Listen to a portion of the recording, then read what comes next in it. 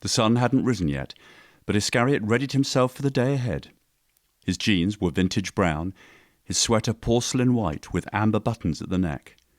He laced up his brown leather boots and threw a Bista Stetson over his head.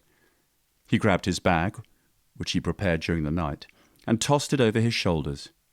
He went over to his son, who seemed to stare in amazement at the mobile that spun an eagle, leopard, lion, and wolf above him. "Hey, stud, you and I going on an early morning trip to Hoba's meteor," he told him. Iscariot quickly changed his diaper and clothed him in his warmest clothes.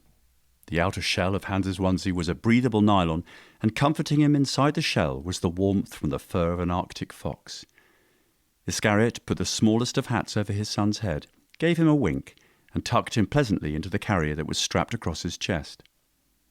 He moved his way into the garage. The beige concrete floors were waxed in a gloss. Hundreds of bulbs hung down from the ceiling on strings and lit the room with a soft, rustic glow.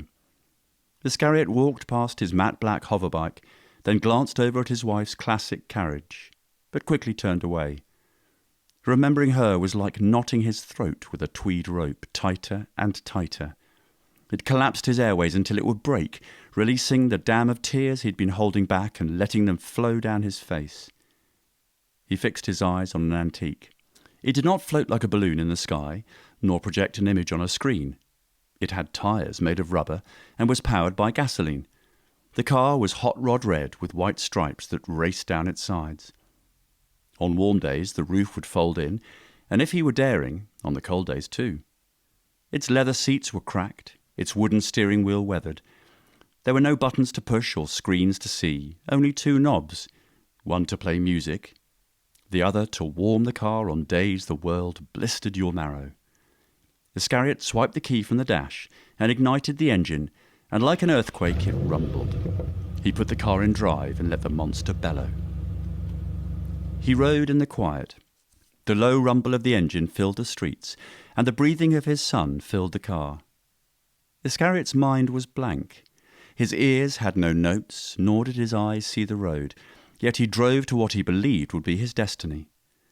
The country roads turned to city streets, the streets to alleys, and the alleys led to a path, and that path led to finality. Or so Iscariot thought. The dark clouds still swarmed and swirled, but the cadence of the thunder had rested, and the crash of the lightning ceased to strike. He left his car running with Hans inside, and the morning air was still bitter to the bone. The glistening snow was like a wave of sapphires sparkling in the moonlight, and they broke beneath